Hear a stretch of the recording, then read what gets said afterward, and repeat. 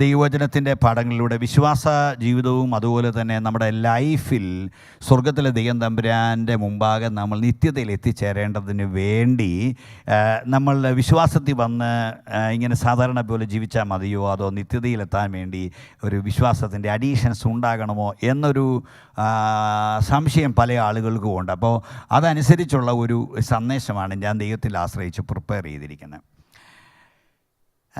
ആധാരമായിട്ട് ഒരു വേദഭാഗം നമുക്ക് വായിക്കാം. എബ്രായ ലേഖനം 11-ാമത്തെ അധ്യായം 1-ാമത്തെ വാക്യവും മറ്റൊരു വാക്യം എഫേസ്യ ലേഖനം 2-8-9 വാക്യങ്ങളും മാത്രം നമുക്കൊന്ന് ആദ്യമായിട്ട് വായിക്കാം. അതിൽ നിന്ന് ചില കാര്യങ്ങൾ ഓർപ്പിക്കാനായിട്ട് കർത്താവിൽ ശരണപ്പെടുകയാണ്. എല്ലാവർക്കും ബൈഹാർട്ടായിട്ടുള്ള ഹൃദയത്തിനകത്ത് ആഴമേറി എപ്പോഴും ഓർമ്മയിലിരിക്കുന്ന ഒരു വാക്യമാണ് ഈ വാക്യം. എഫേസ്യ ലേഖനം 2-8-9 കൂടെ നമുക്കൊന്നൊന്ന് വായിച്ചു നോക്കാം. അകൃപയാലല്ലോ നിങ്ങൾ വിശ്വാസം മൂലം നമ്മൾ രക്ഷിക്കപ്പെട്ടു എന്നുള്ളതിന് നമ്മൾ ഏറ്റവും പ്രധാനമായിട്ട് പറയുന്ന കാര്യം ആ കൃപയാൽ രക്ഷിക്കപ്പെട്ടു. മറ്റൊരു കാര്യം, വിശ്വാസമാണ് എൻ്റെ രക്ഷയുടെ ഏറ്റവും അടിസ്ഥാനപരമായ മറ്റൊരു കാര്യം. ദൈവം എന്നോട് കാണിച്ച കൃപ, ആ കൃപ ആശ്രയിച്ചുകൊണ്ട് ഞാൻ പറയുന്നു, യേശു ക്രിസ്തുവിലുള്ള വിശ്വാസത്താലാണ് ആ കൃപ എനിക്ക് അനുഭവിക്കാനായിട്ട് കഴിഞ്ഞത് എന്നാണ് നമ്മുടെ വിശ്വാസത്തിൻ്റെ ബേസ്. ഞാൻ കേൾക്കുന്ന മാതാപിതാക്കൾ, സഹോദരി സഹോദരന്മാർ എല്ലാവരും ഉണ്ട്. പൗലോസ് അപ്പോസ്തലൻ പഠിപ്പിക്കുന്ന ചില പദപ്രയോഗങ്ങൾ കൂടെ അതിനോട് ചേർത്ത് വെച്ച് പറയേണ്ടതുണ്ട്. നമ്മുടെ രക്ഷ എന്ന് പറയുന്നത് എല്ലാവരും ഒരുപോലെ വിശ്വസിക്കുന്ന മനസ്സിലാക്കുകയും ചെയ്യുന്നത് രക്ഷിക്കപ്പെടുന്നത് വിശ്വാസത്താലാണ്. വിശ്വസിച്ചേറ്റു പറയുമ്പോഴാണ് നമ്മൾ രക്ഷിക്കപ്പെട്ടത്. ഞാൻ യേശുവിനെ കർത്താവും രക്ഷകനുമായി സ്വീകരിക്കുന്നു, യേശു മരിച്ചവരുടെ ഇടയിൽ നിന്ന് ഉയർത്തെഴുന്നേൽപ്പിച്ചു എന്ന് ഞാൻ ഹൃദയം കൊണ്ട് വിശ്വസിക്കുന്നു. എൻ്റെ പാപങ്ങളുടെ പരിഹാരത്തിന് വേണ്ടിയാണ് യേശു തമ്പുരാൻ മരിച്ചതും അടക്കപ്പെട്ടതും ഉയർത്തെഴുന്നേറ്റതും ഇന്ന് സ്വർഗത്തിൽ ജീവിച്ച് എനിക്ക് നിങ്ങൾക്കും വേണ്ടി പക്ഷപാതം ചെയ്യുന്നതും. അതെൻ്റെ ഹൃദയത്തിൽ വിശ്വസിക്കുമ്പോൾ, ഞാൻ ഏറ്റുപറയുമ്പോൾ ഞാൻ രക്ഷിക്കപ്പെട്ടു. അതാണ് നമ്മുടെ അടിസ്ഥാനപരമായ പഠനം. അങ്ങനെയാണ് എല്ലാവരും രക്ഷിക്കപ്പെട്ടു എന്ന് ചോദിച്ചാൽ പറയുന്ന കാര്യം അങ്ങനെ തന്നെയാണ്. സ്തോത്രം. എഫേസ്യ ലേഖനത്തിൽ പൗലോസ് ഒന്നുകൂടി അതിനെ വിശദീകരിച്ച് പറഞ്ഞു, നിങ്ങൾ തന്നെയല്ല രക്ഷിക്കപ്പെട്ടത്, അത് നിങ്ങൾ ജോലി കൊണ്ടോ പ്രവൃത്തി കൊണ്ടോ ഒന്നും രക്ഷിക്കപ്പെട്ടതല്ല, നിങ്ങൾ വിശ്വാസം മൂലമാണ് രക്ഷിക്കപ്പെട്ടത്. പക്ഷേ കൃപയാലാണ്, ദൈവം എന്നോട് നിങ്ങളോട് കാണിച്ച കൃപയാലാണ് ഈ വിശ്വാസം നമ്മൾ അംഗീകരിച്ചത്. ദൈവം എന്നോട് കാണിച്ച കരുണ, ദൈവം നമ്മോട് കാണിച്ചിട്ടുള്ള ദയ, ദൈവം നമ്മോട് കാണിച്ചിട്ടുള്ള ദയാവായ്പ്, മനസ്സലിവ്, അത് നിമിത്തം എനിക്ക് വിശ്വസിക്കാനുള്ളൊരു ഭാഗ്യമുണ്ടായി. ആ വിശ്വാസത്താൽ എനിക്ക് രക്ഷ കിട്ടി. ഞാനിത് പഠിക്കുമ്പോൾ, ദൈവവചനം വായിച്ച് മനസ്സിലാക്കുമ്പോൾ പരിശുദ്ധാത്മാവ് എനിക്ക് നൽകിയ ഒത്തിരി ആശയങ്ങളുണ്ട്. നിങ്ങളെല്ലാവരും വായിച്ചിട്ടുള്ള വേദഭാഗങ്ങളൊക്കെ ആണെങ്കിലും എനിക്ക് എൻ്റെ ഉള്ളിൽ ദൈവം പ്രകാശനം നൽകിയ ചില കാര്യങ്ങൾ ഞാനിവിടെ പങ്കുവെക്കാൻ കർത്താവിൽ ശരണപ്പെടുകയാണ്. തീമോഥെയോസിൻ്റെ ലേഖനം എഴുതുമ്പോൾ പൗലോസ് അപ്പോസ്തലൻ പറഞ്ഞ ചില വാക്കുകൾ വളരെ ശ്രദ്ധേയമാണ്. 1 തീമോഥെയോസിൻ്റെ ലേഖനത്തിലെയും 2 തീമോഥെയോസിൻ്റെ ലേഖനത്തിലെയും പത്രോസിൻ്റെ ലേഖനത്തിലെയും ചില പദപ്രയോഗങ്ങൾ എടുത്തു പറഞ്ഞുകൊണ്ട് ഞാൻ ഈ പഠനം അവസാനിപ്പിക്കും. 1 തീമോഥെയോസിൻ്റെ ലേഖനം 2-ാം അധ്യായത്തിൻ്റെ 7-ാമത്തെ വാക്യം വായിക്കുമ്പോൾ അവിടെ എഴുതിയിരിക്കുന്ന പദപ്രയോഗങ്ങൾ ഒന്ന് ശ്രദ്ധിക്കാം. 7-ാമത്തെ വാക്യത്തിൻ്റെ 2-ാമത്തെ ഭാഗത്ത് പറയുകയാണ്, നിങ്ങൾ എന്ത് ചെയ്യണം? നിന്നെ ഞാൻ നിയമിച്ചിരിക്കുകയാണ്, ഞാൻ നിന്നെ അപ്പോയിൻ്റ് ചെയ്തിരിക്കുന്നു. എന്തിനു വേണ്ടി നിയമിച്ചിരിക്കുന്നു? വിശ്വാസവും സത്യവും ഉപദേശിക്കാൻ ഞാൻ നിന്നെ നിയമിച്ചിരിക്കുന്നു. പ്രിയപ്പെട്ടവർ, ഞാനൊരു കാര്യം പരിശുദ്ധാത്മാവിൽ ധ്യാനിച്ച കൂട്ടത്തിൽ എനിക്ക് മനസ്സിലായ ഒരു കാര്യം, നമ്മൾ രക്ഷിക്കപ്പെട്ടത് കൃപയാലാണ്, ദൈവത്തിലുള്ള വിശ്വാസത്താലാണ് നമുക്ക് രക്ഷ കിട്ടിയത്. പക്ഷേ അതിന് കൂടെ ചേർത്ത് വെച്ച് പൗലോസ് പറയുന്ന ചില പദപ്രയോഗങ്ങളുണ്ട്. വിശ്വാസത്തിൻ്റെ കൂടെ സത്യം ഉപദേശിക്കണം. അപ്പോൾ വിശ്വാസം ഉപദേശിക്കണം. വിശ്വാസം, പിടിച്ച വിശ്വാസം എന്താണ്? യേശുക്രിസ്തുവിനെ കുറിച്ച് പഠിപ്പിക്കണം. യേശുക്രിസ്തുവിൻ്റെ മരണത്തെക്കുറിച്ചും പുനരുത്ഥാനത്തെക്കുറിച്ചും പഠിപ്പിക്കണം. യേശുക്രിസ്തുവിൻ്റെ മരണം കൊണ്ടുള്ള രക്ഷയെക്കുറിച്ച് ആളുകളെ പഠിപ്പിക്കണം. എന്നാൽ അതിൻ്റെ കൂട്ടത്തിൽ പൗലോസ് പറയുകയാണ്, സത്യവും കൂടെ നീ ഉപദേശിക്കണം. ഞാനൊരു കാര്യം ചിന്തിച്ച് നോക്കിക്കേ. വിശ്വാസമുള്ള ഒരു ദൈവ പൈതൽ സത്യം ഉപദേശിക്കാൻ മറന്നുപോയാൽ സത്യം പ്രവർത്തിക്കാൻ മറന്നുപോയാൽ, സത്യം പറയാൻ മറന്നുപോയാൽ, വിട്ടുകളഞ്ഞാൽ എൻ്റെ വിശ്വാസത്താലുള്ള രക്ഷ കൊണ്ട് അത് പൂർത്തീകരണത്തിലെത്താൻ ഒക്കുന്നില്ല. ഹല്ലേലൂയ. ഒരാൾ വിശ്വസിച്ച് രക്ഷ പ്രാപിച്ച് രക്ഷിക്കപ്പെട്ടപ്പോൾ മുഴുവൻ ശരിയായി. ഇനി എനിക്ക് വേറെ തിരിഞ്ഞു നോക്കേണ്ടതില്ല. സ്വർഗം എനിക്ക് വേണ്ടി ഉണ്ട്. ഞാൻ നിത്യത ഉറപ്പാക്കി. കാരണം ഞാൻ യേശുവിനെ രക്ഷകനായി സ്വീകരിച്ചു. പക്ഷേ പരിശുദ്ധാത്മാവിൽ അപ്പോസ്തലനായ പൗലോസ് പഠിപ്പിക്കുന്ന പാഠം തൻ്റെ ഇടയലേഖനങ്ങളിലെ ഏറ്റവും സുപ്രധാനമായ പഠിപ്പിക്കലുകളിലുള്ളതാണ് തീമോത്തിയോസിൻ്റെയും 1-2 തീമോത്തിയോസും തീത്തോസിൻ്റെയും ലേഖനം. അതിനകത്ത് പറയുന്ന പദപ്രയോഗങ്ങൾ പറയുന്നത് വിശ്വാസവും സത്യവും നീ എന്ത് ചെയ്യണം? പഠിപ്പിക്കണം. നിനക്ക് പഠിപ്പിക്കാനായിട്ടൊരു ഉത്തരവാദിത്തം ഏൽപ്പിച്ചിട്ടുണ്ട്. അത് വിശ്വാസത്തിൻ്റെ കൂടെ സത്യവും കൂടെ പറയണം. ലൈഫിനകത്ത് സത്യം ഇല്ലാത്ത എത്രയോ വിശ്വാസമുള്ള ആളുകളുണ്ട്. വിശ്വസിക്കുന്നവരാണ്, പക്ഷെ സത്യമില്ലാത്ത ആളുകളുണ്ട്. സത്യം പറയാതെ അബദ്ധവശാലെങ്കിലും വ്യാജം പറയുന്നവരുണ്ടാകാം. സത്യം എന്ന് പറയുന്നത് വിശ്വാസത്തിൻ്റെ ഒരു അഡീഷനാണ്, ഒരു കൂട്ടിച്ചേർക്കലാണ്. ഒരു വിശ്വാസിയായാൽ അവൻ്റെ ജീവിതത്തിൽ പോലും സത്യം ഉപേക്ഷിക്കാൻ പറ്റില്ല. ഹല്ലേലൂയ. സത്യമില്ലെങ്കിൽ സത്യമില്ലാത്ത വിശ്വാസിയായിരിക്കും. സത്യം പറയാൻ പറ്റിയില്ലെങ്കിൽ ആ വിശ്വാസിയുടെ ആ പേരിനോട് ചേർന്ന് അതിന് വിശേഷണപദം ഉപയോഗിക്കേണ്ടി വരും. സത്യം പറയാത്ത, സത്യം ഉപദേശിക്കാത്ത, സത്യം മറച്ചു വെക്കുന്ന ഒരു വിശ്വാസി. പ്രിയപ്പെട്ടവരെ, പരിശുദ്ധാത്മാവ് നമ്മോട് പറയുന്ന കാര്യങ്ങൾ ശ്രദ്ധയോടെ നമ്മൾ മനസ്സിലാക്കണം. ഞാൻ സത്യം ഉപദേശിക്കാൻ കടപ്പെട്ട ഒരു വിശ്വാസിയാണ്. സത്യം പറയാൻ കടപ്പെട്ട വിശ്വാസിയാണ്. എത്രയോ ആളുകളെ നമ്മൾ കേട്ടിട്ടുണ്ട്. വ്യാജം പറയുന്നയാളാണ്, വ്യാജം പ്രവർത്തിക്കുന്നയാളാണ്, വ്യാജം ഉപദേശിക്കുന്നയാളാണ്, വ്യാജ ഉപദേശകന്മാർ, ഇതെല്ലാം നമ്മൾ കേൾക്കുന്നുണ്ട്. ഇതെല്ലാം കേൾക്കുമ്പോൾ നമ്മളൊരു കാര്യം മനസ്സിലായി. ഉപദേശത്തിന് വേണ്ടി, പഠിപ്പിക്കലുകൾക്ക് വേണ്ടി ശക്തമായി പോരാടി നിന്ന അപ്പോസ്തലനാണ് പൗലോസ്. അദ്ദേഹം ശരിക്കും ഉപദേശങ്ങളെ ഖണ്ഡിക്കാനും തെറ്റായ പഠിപ്പിക്കലുകൾക്ക് നേരെ വിരൽ ചൂണ്ടാനും തൻ്റെ ഇടം കാണിച്ചിട്ടുള്ള ഒരു മനുഷ്യനാണ് അദ്ദേഹം. അദ്ദേഹം പറയുകയാണ്, സത്യം ഉപദേശിക്കണം. ലൈഫിൽ സത്യമില്ലാതെ രക്ഷിക്കപ്പെട്ടാലും സ്നാനപ്പെട്ടാലും പ്രയോജനമില്ല. ആമേൻ. ഹല്ലേലൂയ. സത്യം പറയാൻ വ്യാജം പറയുന്ന ആളുകളുണ്ട്. കൊച്ചു കൊച്ചു കാര്യങ്ങൾക്ക് വരെ, കൊച്ചു കുട്ടികളോട് പോലും നമ്മൾ കള്ളം പറയരുത് എന്ന് പറയാറുണ്ട്. വ്യാജം ഇടപെടരുത്, ആ വ്യാജമുള്ളവരായിട്ട് ജീവിക്കരുത്. നമ്മൾ പ്രകടനത്തിൽ മാത്രം വിശ്വാസിയായിട്ട് ജീവിക്കാൻ പാടില്ല. രക്ഷിക്കപ്പെട്ട് കഴിഞ്ഞാൽ നമ്മൾ സത്യം നമ്മുടെ മുൻപിൽ എപ്പോഴും നിലനിർത്തിക്കോണം. ഒരു അഡീഷനാണ്, അത് കൂട്ടിച്ചേർക്കണം. വ്യാജത്തിൽ ഇടപെടാൻ പാടില്ല. ഉപദേശങ്ങളിൽ വന്നാലും പഠിപ്പിക്കലുകൾ ഉണ്ടായാലും അത് ജീവിതത്തിൻ്റെ എല്ലാ മേഖലകളിലും സത്യത്തിന് വിരുദ്ധമായൊരു ജീവിതം ഉണ്ടായാൽ പരിശുദ്ധാത്മാവ് നമ്മളെ മനസ്സിലാക്കി തരുന്നു, അത് നമ്മുടെ നിത്യതയെ ബാധിക്കും. ഹല്ലേലൂയ. സാറേ, ഒരു കാര്യം എക്സ്പീരിയൻസിനോട് ചേർത്ത് വെച്ച് പറയണമെന്ന് നിർബന്ധം ആഗ്രഹമുണ്ട്. എനിക്ക് ജീവിതവുമായിട്ട് ചേർത്ത് വെച്ച് പറയുന്ന ഇഷ്ടം. കൊച്ചു കുട്ടികളോടൊക്കെ നമ്മൾ നുണ പറയരുത് എന്ന് പറയും. ആരാധനയ്ക്ക് വരുന്ന എന്താ താമസിച്ചെന്ന് ചോദിച്ചാൽ നമ്മൾ എന്തെങ്കിലും ഒരു കാര്യം പറയും. അവിടെ ഒരു വണ്ടി ആക്സിഡൻറ്റ് ഉണ്ടായെന്ന് പറയും. ഉണ്ടായി നമുക്കെന്തോ അതുണ്ടാവും. അല്ലെങ്കിൽ എന്തെങ്കിലും കുഴപ്പമുണ്ടായി, പെട്ടെന്ന് മണ്ണിടിച്ചിലുണ്ടായി, അതിന് നമുക്കെന്തോ കുഴപ്പം, നമുക്ക് വരാൻ തടസ്സമൊന്നും ഇല്ലായിരുന്നു. പക്ഷേ ഇതെല്ലാം നമ്മുടെ ശ്രദ്ധയിൽ വന്നിട്ട് ഒരു കാരണം പറയുന്നതേ ഉള്ളൂ. ഒരു ടെലിഫോൺ കോൾ വരുമ്പോൾ വീട്ടിലുള്ള മാതാപിതാക്കൾ മക്കളോട് പറയുകയാണ്, മോനെ പപ്പ ഇവിടെ ഇല്ലെന്ന് പറഞ്ഞേക്കേ, ഇല്ലെന്ന് പറഞ്ഞേക്കേ. ഇത് പറയുമ്പോൾ നമ്മളൊന്നും അറിയത്തില്ല. വിശ്വാസിയാണ്, പാസ്റ്ററാണ്, ഞാൻ സ്റ്റേജിൽ നിന്ന് പ്രസംഗിക്കുന്നയാളാണ്. അപ്പോൾ ഞാൻ എൻ്റെ മക്കളോട് പറയാം, പാപ്പ ഇവിടെ ഇല്ലെന്ന് പറഞ്ഞേക്ക് മോനെ എന്ന് പറഞ്ഞാൽ അതിൻ്റെ അർത്ഥം ഞാൻ അറിയാതെ തന്നെ എൻ്റെ മക്കളെ കള്ളം പറയാൻ പഠിപ്പിക്കുക. പക്ഷേ ഞാൻ പാസ്റ്ററാണ്, പ്രസംഗിക്കുന്നയാളാണ്, എല്ലാം സൂക്ഷിച്ച്. ഒരിക്കലും ഒരു പാസ്റ്റർ ഇങ്ങനെ പ്രസംഗിച്ചുകൊണ്ട് നിന്ന് കഴിഞ്ഞ കേട്ടത് മകൻ എഴുന്നേറ്റ് അടുത്ത പയ്യൻ്റെ ചെവി പറഞ്ഞു, ചുമ്മാതാന്ന്.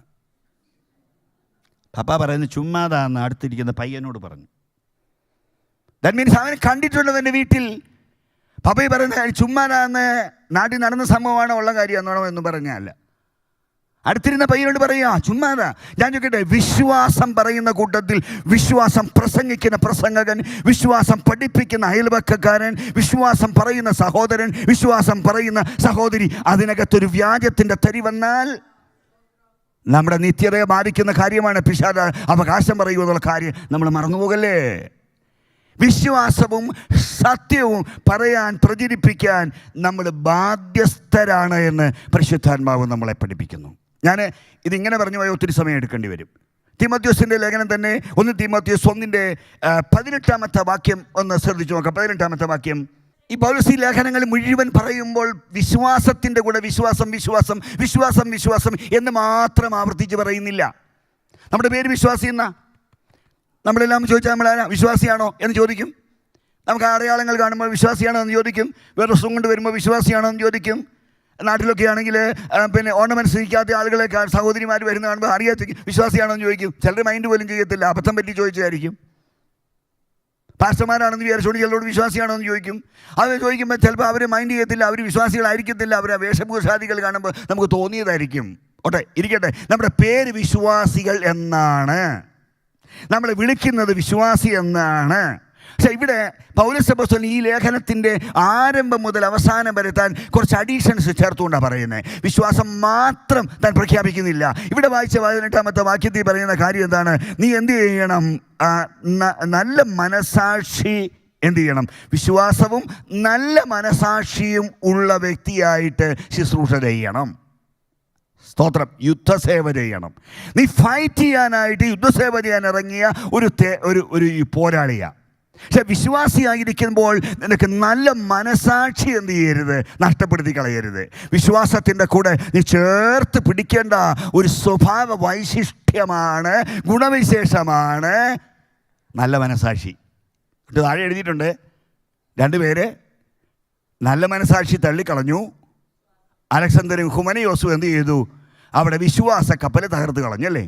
അവർ 2 പേരുടെയും വിശ്വാസ കപ്പൽ തകർന്നു എന്ന് പറഞ്ഞാൽ നിത്യതയിലേക്കുള്ള യാത്രക്കിടയിൽ പെട്ടുപോയി. അവർ വിശ്വാസ കപ്പൽ തകർന്നു. 2 കാര്യം കൊണ്ട് ശുദ്ധ മനസാക്ഷി നഷ്ടപ്പെട്ടു പോയാൽ വിശ്വാസിയാണെങ്കിലും ഏത് നിലയിലുള്ള ആളുകളാണെങ്കിലും വിശ്വാസ കപ്പൽ എന്ത് ചെയ്യും? തകരും. വിശ്വാസ കപ്പൽ തകർന്നു എന്ന് പറഞ്ഞാൽ അതിൻ്റെ അർത്ഥം എന്താ പ്രിയപ്പെട്ടവരെ? വിശ്വാസ കപ്പൽ തകർന്നെന്ന് പറഞ്ഞാൽ നിത്യതയിൽ പോകാൻ പറ്റുമോ? വിശ്വാസ കപ്പൽ ഇടയ്ക്ക് വെച്ച് നഷ്ടപ്പെട്ടു പോയാൽ, അത് തകർന്നാൽ പിന്നെ എങ്ങനെയാണ് നിത്യതയിലെത്താൻ പറ്റുക? ആ യാത്രക്കിടയിൽ ആ കപ്പൽ തകർന്നു എന്ന് പറഞ്ഞാൽ അവൻ്റെ വിശ്വാസം മാത്രം ഉണ്ടായിരുന്നോട് രക്ഷയില്ല. പകരം എന്ത് ചെയ്യണം? നല്ല മനസാക്ഷിയുടെ ഉടമസ്ഥനായിരിക്കണം. ഈ നല്ല മനസാക്ഷി എന്ന് പറയുന്നതിന് നിങ്ങൾക്ക് എന്തും മനസ്സിലായെന്ന് എനിക്ക് അറിഞ്ഞുകൂടാ. എനിക്കും അത് മനസ്സിലാകാൻ ഒത്തിരി കാലം എടുത്തു. പക്ഷേ നല്ല മനസാക്ഷി എന്ന് പറയുന്നതിന് കേരളത്തിലെ പ്രഗത്ഭനായിട്ടുള്ള പ്രസംഗകൻ പാസ്റ്റർ വി എ തോമസ് പറഞ്ഞ ഒരു ഉദാഹരണം എപ്പോഴും ഞങ്ങൾ കടമെടുക്കാറുണ്ട്. ഒരു ചതുരത്തിലുള്ളൊരു ഡിസ്കാണെന്നിരിക്കട്ടെ. ചതുരത്തിലുള്ള ഡിസ്ക് പ്രമാണത്തിൻ്റെ ഒരു കാര്യം പറയുക, അരുത് എന്ന് പറഞ്ഞ് ഒരു കാര്യം പറയുമ്പോൾ മനസാക്ഷി എപ്പോഴും ഇങ്ങനെ കറങ്ങിക്കൊണ്ടിരിക്കുമെന്നാണ് വി എ തോമസ് സാർ പഠിപ്പിച്ചത്. ശരി തെറ്റുകളെക്കുറിച്ച് ഞാൻ പോകുന്നില്ല. പക്ഷെ അങ്ങനെയാണെങ്കിൽ മനസാക്ഷി ഇറങ്ങിക്കൊണ്ടിരിക്കുമ്പോൾ പ്രമാണത്തിൽ വന്നിട്ട് അതരുത്, ചെയ്യരുത്, നീ അങ്ങനെ പറയരുത്, നീ അങ്ങനെ നോക്കരുത്, നീ അങ്ങനെ ഇടപെടരുത്, നിൻ്റെ അത് ശരിയല്ല, വിശ്വാസ കപ്പൽ തകരാൻ സാധ്യതയുണ്ട് എന്ന് പറയുമ്പോൾ ഒരു തവണ അല്ലേ ഉള്ളൂ, അത് മനസാക്ഷി എന്ത് ചെയ്യും? ഒന്നുകൂടെ ആ പ്രമാണത്തിൽ തട്ടി മാറും. പലതവണ ഇങ്ങനെ പറയും, അത് സാരമില്ല, ഇത്തവണ മാത്രമല്ലേ ഉള്ളൂ, കുഴപ്പമില്ല, ദൈവനോട് ക്ഷമിക്കും, എന്തെങ്കിലും കാരണം പറഞ്ഞ് ഒഴിവഴികൾ പറഞ്ഞ് ആ ഒരു തെറ്റ് ചെയ്യുമ്പോൾ 1ലധികം തവണ മനസാക്ഷി ഉപദേശിക്കും, പാടില്ല, അത് ചെയ്യരുത്, അങ്ങനെ പറയരുത്, നീ ആ സഹോദരനോട് അങ്ങനെ പെരുമാറരുത്, ആ സഹോദരിയോട് അങ്ങനെ സംസാരിക്കരുത്, ആ പാസ്റ്ററോട് അങ്ങനെ ഇടപെടരുത്, ആ നമ്മുടെ പൊതുജനത്തിൽ ആളുകളോട് അങ്ങനെ ഇടപെടരുത്, തെറ്റാണ്, ശരിയാ. മനസാക്ഷി നമ്മൾ ഉപദേശിക്കുമ്പോൾ ആ വാക്ക് പറയരുതെന്ന് പറയുമ്പോൾ പെട്ടെന്ന് വികാരവിക്ഷോഭത്താലൊക്കെ 1-2 തവണ പറഞ്ഞു വിട്ടിട്ട് വീണ്ടും അത് ആവർത്തിക്കും. കർത്താവിൻ്റെ മേശയുടെ ശുശ്രൂഷയുണ്ടാകും, ആത്മീക ശുശ്രൂഷകൾ നടക്കും. ആ സമയത്ത് കൈ കൊടുക്കാനോ വിശുദ്ധ ചുംബനം കൊടുക്കാനോ നമുക്ക് മനസാക്ഷി അനുവദിക്കില്ല. നമ്മുടെ മനസാക്ഷി അനുവദിക്കാത്തതുകൊണ്ടാണ് നമ്മളത് ചെയ്യാത്തത്. പക്ഷേ ഈ സമയത്ത് തെറ്റുകൾ 1ലധികം തവണ ചെറുതോ വലുതോ തെറ്റുകൾ ആവർത്തിക്കപ്പെടുമ്പോൾ ഈ മനസാക്ഷി പിന്നെ മനസാക്ഷിയുടെ കോണ് തേയാന്ന് അതിന് മലയാളത്തിൽ പറയുന്നത്. പക്ഷേ പിന്നീട് ഒരിക്കൽ പോലും ഈ മനസാക്ഷി എന്ത് ചെയ്യാറില്ല? പ്രമാണത്തോട് ചോദിക്കാറില്ല. അതിങ്ങനെ ആവർത്തിച്ചു കൊണ്ടേയിരിക്കും. കാരണം ഞാൻ തെറ്റ് ചെയ്തു, ശുശ്രൂഷ ചെയ്തു, ഞാൻ ശുശ്രൂഷ അനുഭവിച്ചു, എനിക്കൊരു കുഴപ്പവും പറ്റിയില്ല, ഞാൻ കർത്താവിൻ്റെ മേശയിൽ നിന്ന് ഈ കഴിഞ്ഞ ദിവസവും കൂടി എടുത്ത് ഭക്ഷിച്ചു, എനിക്കൊരു രോഗവും ഉണ്ടായില്ല, എനിക്കൊരു അപകടവും ഉണ്ടായില്ല.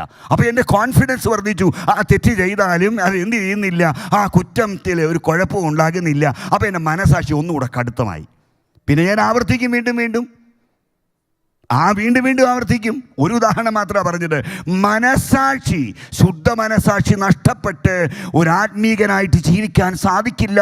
അത് മനസാക്ഷി നഷ്ടപ്പെട്ടു പോയാൽ അത് ആ വിശ്വാസ കപ്പൽ തകരും എന്ന് പരിശുദ്ധാത്മ പറഞ്ഞാൽ ഇന്ന് അത് വിശ്വസിച്ച് മനസ്സിലാക്കാൻ കഴിയണം. എൻ്റെ കർത്താവേ, എൻ്റെ മനസാക്ഷി എന്നോട് ചോദ്യം ചെയ്യുന്ന, മനസാക്ഷി എന്നോട് സംസാരിക്കുന്ന, എൻ്റെ മനസാക്ഷി എന്നോട് വിലക്കുന്ന കാര്യങ്ങളിൽ ഞാൻ ഇടപെടില്ല എന്ന് പറഞ്ഞ് ആ വിശ്വാസത്തിൻ്റെ കൂടെ ശുദ്ധ മനസാക്ഷി ചേർത്ത് വെച്ച് പോകാൻ പറ്റിയില്ലെങ്കിൽ വിശ്വാസ കപ്പൽ തകരും. വിശ്വാസ കപ്പൽ തകരും. വിശ്വാസ കപ്പൽ തകരും. നമ്മളിവിടെ പേരിൽ വിശ്വാസിയായിട്ട് ജീവിക്കാം എന്നത് മാത്രം. പക്ഷെ വിശ്വാസ കപ്പൽ തകരും. അക്കരെ നാട്ടിലേക്ക് നമുക്ക് ചെന്ന് ചേരാൻ പറ്റില്ല. ആമേൻ. അടുത്ത കാര്യം എനിക്ക് ഓടിച്ചു പറയേണ്ടതുള്ളത് കൊണ്ട് പറയുക. 1 തിമോത്തി 6 2-ാമത്തെ വാക്യം ഒന്ന് നോക്കുക. 6 2-ാമത്തെ വാക്യം. വിശ്വാസത്തിന് വേണ്ടി അങ്ങ് നിന്ന് കൊടുത്താൽ മതി, വിശ്വസിച്ച് ജീവിച്ചാൽ മതി, അക്കരെ നാട്ടിലെത്തുമെന്ന് നമ്മൾ പഠിച്ചിട്ടുള്ളത്. വിശ്വസിച്ച് ജീവിക്കണം. വിശ്വാസമാണ് നമ്മുടെ രക്ഷയുടെ കാരണം. എന്നിട്ട് പൗലോസ് പറയുകയാണ്, നീ അതിനു വേണ്ടി ഫൈറ്റ് ചെയ്ത് നിൽക്കണം. പ്രിയപ്പെട്ടവരെ, വിശ്വാസത്തിന് വേണ്ടി പിടിച്ചു നിൽക്കുക, ഫൈറ്റ് ചെയ്യുക എന്ന് പറഞ്ഞു കഴിഞ്ഞാൽ, ഫൈറ്റിങ് നമുക്കൊരു പക്ഷേ കേട്ട് കേൾവി ഉണ്ടാകും, ഫൈറ്റിങ് നമുക്ക് അനുഭവം ഉണ്ടായിരിക്കും. ഫൈറ്റ് എന്ന് പറയുന്നത് അത്ര വിട്ടുകൊടുക്കാൻ മനസ്സില്ലാതെ എന്ത് രീതിയിൽ നമ്മൾ ഫൈറ്റ് ചെയ്യാൻ തയ്യാറുള്ളവരായിരിക്കും. പക്ഷേ ഇവിടെ പറയുന്ന ഫൈറ്റ് വിശ്വാസത്തിന് വേണ്ടി ഫൈറ്റ് ചെയ്ത് നിൽക്കണം.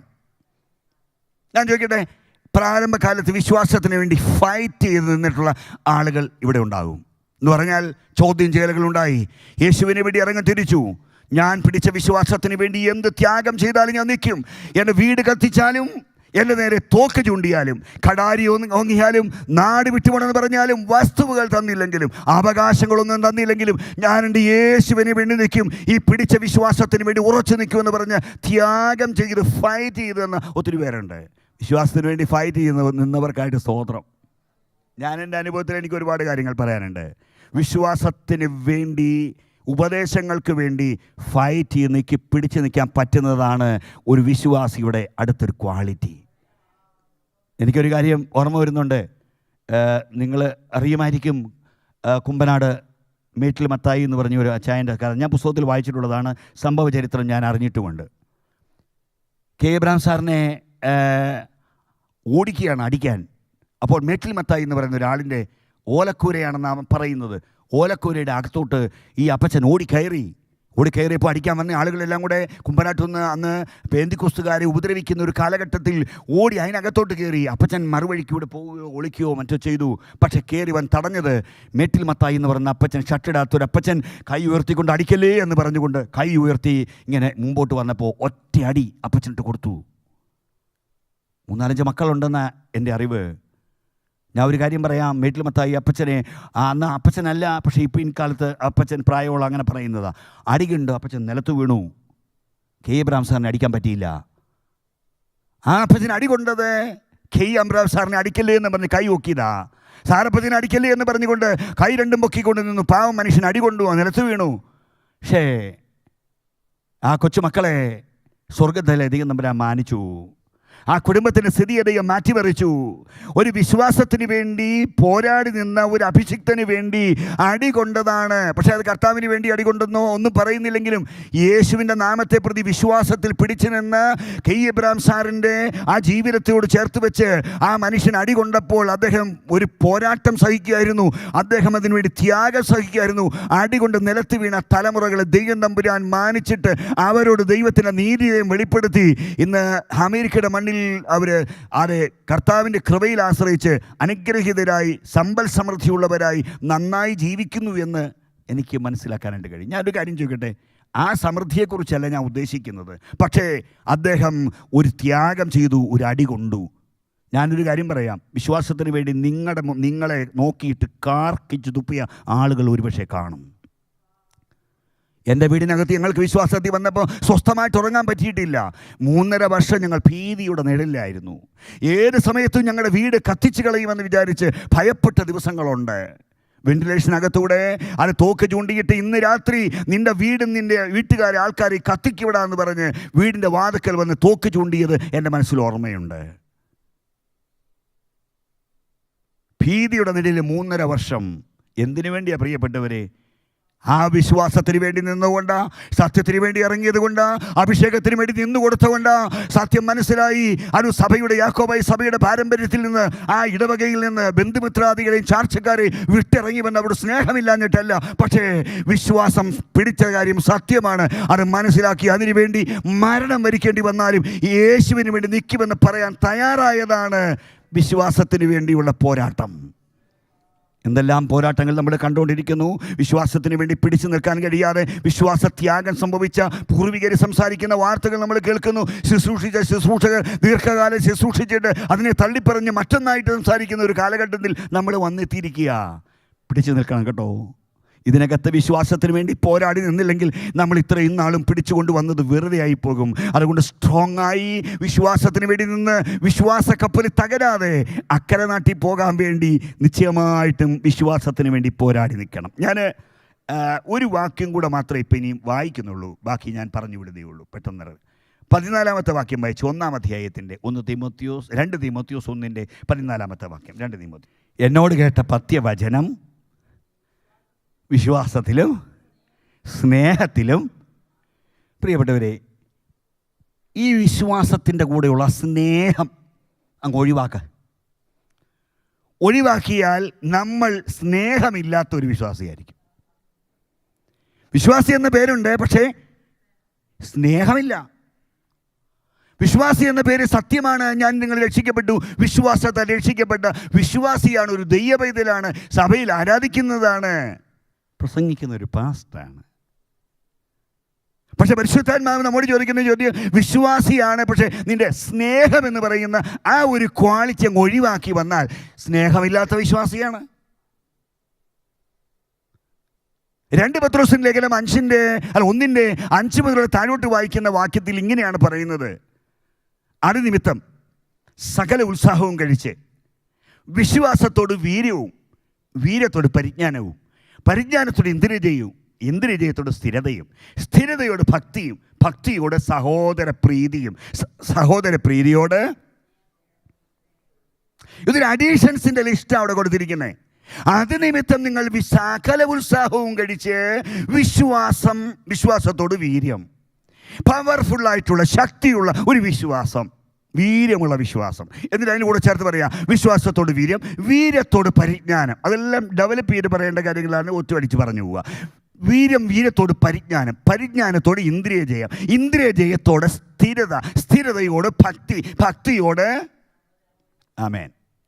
വിശ്വാസത്തിൻ്റെ വീര്യം വർദ്ധിപ്പിച്ച് പ്രായോഗിക ജീവിതത്തിൽ കൊണ്ടുവരേണ്ട കാര്യങ്ങളെല്ലാം പറഞ്ഞിട്ട് പത്രോസ് അപ്പോസ്തലൻ പറയുകയാണ്, അതിൻ്റെ ചേർത്ത് നിങ്ങൾ സഹോദരപ്രീതിയുള്ള വിശ്വാസിയാകണം. ഞാൻ പറയലുള്ളതൊന്നും തള്ളിക്കളഞ്ഞല്ല. ഈ വിഷയവുമായിട്ട് ബന്ധപ്പെട്ട് വന്നാൽ വിശ്വാസി സഹോദരപ്രീതിയുള്ള അഡീഷൻ അവരുടെ ജീവിതത്തിൽ ഉണ്ടാകണം. ആരാധിക്കും, പ്രാർത്ഥിക്കും, അഭിഷേകത്തിൽ അന്യഭാഷ പറയും, പാട്ടുപാടും, ഉപവാസപ്രാർത്ഥനയുണ്ടാകും, ശുശ്രൂഷിക്കും, പ്രസംഗിക്കും, സ്തോത്രം, പാസ്റ്ററായിരിക്കും. ആമേൻ. പക്ഷേ സഹോദരപ്രീതി ഇല്ലാതെയും ഇത് ചെയ്യാം. സഭായോഗം കഴിഞ്ഞ് ഒരു സഹോദരനോടും ഒരു സഹോദരിയോടും മിണ്ടാതെ വീട്ടിൽ പോകാം. ആമേൻ. സഹോദരനോട് വിഷമങ്ങൾ എന്തുണ്ടെന്ന് അന്വേഷിച്ചിട്ട് സമാധാനമായിരിക്കുന്നു എന്ന് ചോദിക്കാതെ വേണം വീട്ടിൽ പോകാം. ആമേൻ. സഹോദരനോട് പ്രീതിയില്ലാതെ ഇരിക്കാം. എനിക്കതിനോട് താല്പര്യമില്ല എന്ന് വേണമെങ്കിൽ പറയാം. സഹോദര പ്രീതി ഇല്ലാതെ ജീവിക്കാൻ പറ്റും വിശ്വാസിയായിട്ട്. പക്ഷെ പരിശുദ്ധാത്മാവ് പറയുന്നു, സഹോദര വിശ്വാസിയാണെങ്കിൽ ആ വിശ്വാസത്തിൻ്റെ അഡീഷണൽ കൂട്ടത്തിൽ പരിശുദ്ധാത്മാവ് പഠിപ്പിച്ചു കൊടുക്കുന്നു. വിശ്വാസത്തോട് വീര്യവും, വീര്യത്തോട് പരിജ്ഞാനം, പരിജ്ഞാനത്തോട് ഇന്ദ്രിയജയം, ഇന്ദ്രിയജയത്തോട് സ്ഥിരത, സ്ഥിരതയോട് ഭക്തി, ഭക്തിയോട് സഹോദര പ്രീതി. എന്നിട്ട് അടുത്ത വാക്ക് ഒന്നുകൂടെ എടുത്തു പറയുന്നുണ്ട്, സഹോദര പ്രീതിയോട് സ്നേഹവും കൂട്ടിക്കൊള്ളുവീൻ.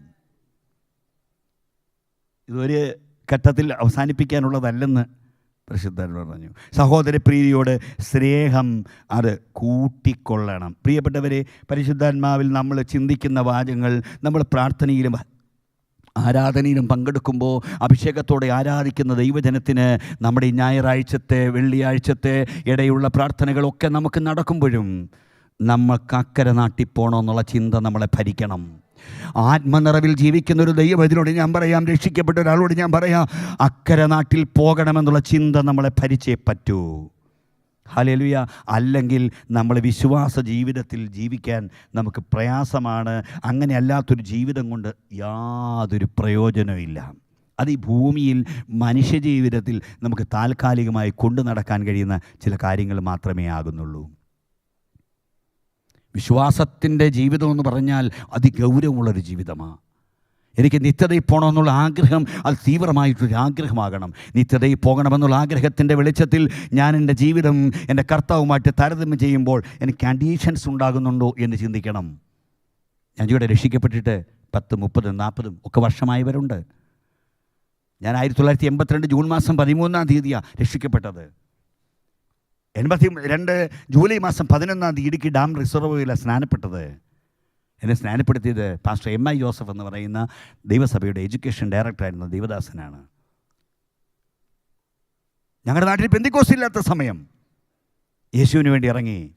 ബന്ധുക്കളെയും ചാർച്ചക്കാരുടെയും ഒരുപാട് പഴികളും ദുഷികളും ഒക്കെ കേട്ട് ഇറങ്ങി. പക്ഷേ എനിക്കൊരു കാര്യം മനസ്സിലായി. അന്ന് മുതൽ നമ്മുടെ ഹൃദയത്തിലെ താല്പര്യം എനിക്ക് സ്വർഗത്തിൽ പോകണം. ഞാൻ ചോദിക്കട്ടെ, സകല ദൈവമക്കളുടെ ആഗ്രഹമല്ലേ? എന്നാൽ അതിനുശേഷം ആത്മീകമായി നമ്മൾ എത്ര വളർന്നു? നമുക്ക് എത്ര അഡീഷൻസ് ഉണ്ടായി? നമ്മുടെ ക്വാളിറ്റി എത്രമാത്രം വർദ്ധിച്ചു? നമ്മൾ അതേപോലെ തന്നെയാണോ ഇരിക്കുന്നത്? 40 വർഷം മുമ്പ് യേശുവിന് വേണ്ടി ജീവിതം ഇഴിഞ്ഞു വെച്ച് മാറ്റിവെച്ച് ഇറങ്ങിയതിന് ശേഷം എനിക്ക് വിശ്വാസത്തിൻ്റെ അഡീഷൻസ് എന്തെങ്കിലും എൻ്റെ ലൈഫിൽ ഉണ്ടായോ എന്ന് പരിശോധിക്കാൻ നമുക്ക് ദൈനംദിനം കഴിയണം. ഇല്ലെങ്കിലേ നമ്മൾ ഇറങ്ങിത്തിരിച്ച കാലത്ത് രക്ഷിക്കപ്പെട്ടു എന്നുള്ള ഒറ്റ കാരണം കൊണ്ട് സ്വർഗത്തിൽ പോകുമെന്ന് ധരിച്ച് ജീവിക്കുന്നവരാണെങ്കിൽ അബദ്ധത്തിലാണ് എന്ന് നമ്മൾ ഓർക്കണം. നമ്മുടെ ക്വാളിറ്റി വർദ്ധിച്ചേ പറ്റുള്ളൂ, ഗുണമേന്മ വർദ്ധിച്ചേ പറ്റുള്ളൂ. നമ്മുടെ ഗുണമേന്മകൾ വർദ്ധിച്ച് സ്വഭാവ വൈശിഷ്ട്യങ്ങൾ കൂട്ടിച്ചേർക്കാൻ നമുക്ക് സാധിക്കണം എന്ന് പരിശുദ്ധാത്മാവ് നമ്മോട് പറഞ്ഞാൽ, ഇന്നത്തെ ഈ സമയം പരിശുദ്ധാത്മാവിൽ ഞാൻ നിങ്ങളോട് പറയുകയാണ്, ആത്മാവിൽ ഈ ആലോചന ഏറ്റെടുക്കണം. കർത്താവ്, എനിക്കൊരു അഡീഷൻ ഇല്ലാതെ അടുത്ത ദിവസം മുതൽ, നാളെ മുതൽ എനിക്ക് അഡീഷൻസ് കൂട്ടിച്ചേർക്കാനുള്ള ഒരു പരിശ്രമത്തിൻ്റെ പാതയിലായിരിക്കണം. എനിക്ക് എൻ്റെ വിശ്വാസ ജീവിതത്തിൽ അഡീഷൻസ് കൂട്ടിച്ചേർത്തെടുക്കാനുള്ള ഒരു പരിശ്രമത്തിൻ്റെ പാതയിൽ ഞാൻ ആയിരിക്കും എന്ന് ചിന്തിക്കാൻ നമുക്ക് സാധിക്കണം പ്രിയപ്പെട്ടവരെ. ഇല്ലെങ്കിൽ നമ്മൾ അബദ്ധത്തിൽ പെന്നുപെടും, നമ്മുടെ വിശ്വാസക്കപ്പൽ തകരും, നമുക്ക് അക്കരെ നാട്ടിൽ പോകാൻ ബുദ്ധിമുട്ടുണ്ടാകും. ഞാൻ എൻ്റെ വാക്കുകൾക്ക് ഇവിടെ വിരാമം കുറിക്കുക. എന്നോട് സമയം പറഞ്ഞതിൻ്റെ സമയത്തിന് അല്പം മുമ്പാണ് നിർത്തുന്നത്. കാരണം ആ സമയത്തിൻ്റെ പരിധി അനുസരിച്ച് മുന്നോട്ട് പോകണം. ചില കാര്യങ്ങളൊക്കെ ഒരുപക്ഷെ ദൈവദാസന് ഇൻട്രൊഡക്ഷൻ മറ്റു കാര്യങ്ങളൊക്കെ പറയാനുണ്ടാകും. ഞാൻ എൻ്റെ സമയത്തെ ഇവിടെ അവസാനിപ്പിക്കുക. ഒറ്റ കാര്യം ഞാൻ അവസാനമായിട്ട് പറയുന്നു. അതെ, യേശു ക്രിസ്തുവിന് വേണ്ടി ജീവൻ കൊടുത്ത് ഇറങ്ങി വന്ന ദൈവമക്കൾ, നിങ്ങൾ കഴിഞ്ഞ കാലങ്ങളിൽ കഴിച്ച ത്യാഗങ്ങളും കഷ്ടങ്ങളും ഒക്കെ ഒത്തിരി കാണും. അതിൻ്റെ ലിസ്റ്റ് പറഞ്ഞാൽ സ്വർഗ്ഗത്തിൽ പോകാനൊക്കത്തില്ല. അതൊക്കെ കഴിഞ്ഞ കാലങ്ങളിൽ സംഭവിച്ച കാര്യങ്ങളാണ്. പക്ഷേ വിശ്വാസ ജീവിതത്തിൽ ഈ യാത്രയ്ക്കിടയിൽ ഈ കപ്പൽ തകരാറ് സൂക്ഷിക്കാനുള്ള ഒരു പരമാർത്ഥ ഹൃദയം നിങ്ങൾക്കുണ്ടെങ്കിൽ ഞാൻ ഉറപ്പ് പറയാം, അത് നിത്യതയാണ് ഏറ്റവും പ്രധാനപ്പെട്ട കാര്യം. നിത്യത നഷ്ടപ്പെട്ടിട്ട് നമ്മൾ ഇവിടെ എന്ത് നേടിയാലും, എന്തെല്ലാം സൗഹൃദങ്ങൾ സമ്പാദിച്ചാലും, ഏതെല്ലാം നേട്ടങ്ങൾ ഉണ്ടാക്കിയാലും അത് പ്രയോജനത്തിൽ വരുന്നില്ല എന്ന കാര്യം നമ്മൾ മറക്കരുത്. അതുകൊണ്ട് വിശ്വാസത്തിൻ്റെ അഡീഷൻസ് ഉണ്ടാകുന്ന ഒരു നല്ല ആത്മീയ ജീവിതം ഉണ്ടാകട്ടെ എന്ന് ആത്മാർത്ഥമായി പ്രാർത്ഥിച്ചുകൊണ്ട് അവസരമൊരുക്കിയ പ്രിയപ്പെട്ടവർക്ക് നന്ദി പറഞ്ഞ് എൻ്റെ വാക്കുകൾ അവസാനിപ്പിക്കുന്നു. ദൈവം അനുഗ്രഹിക്കട്ടെ.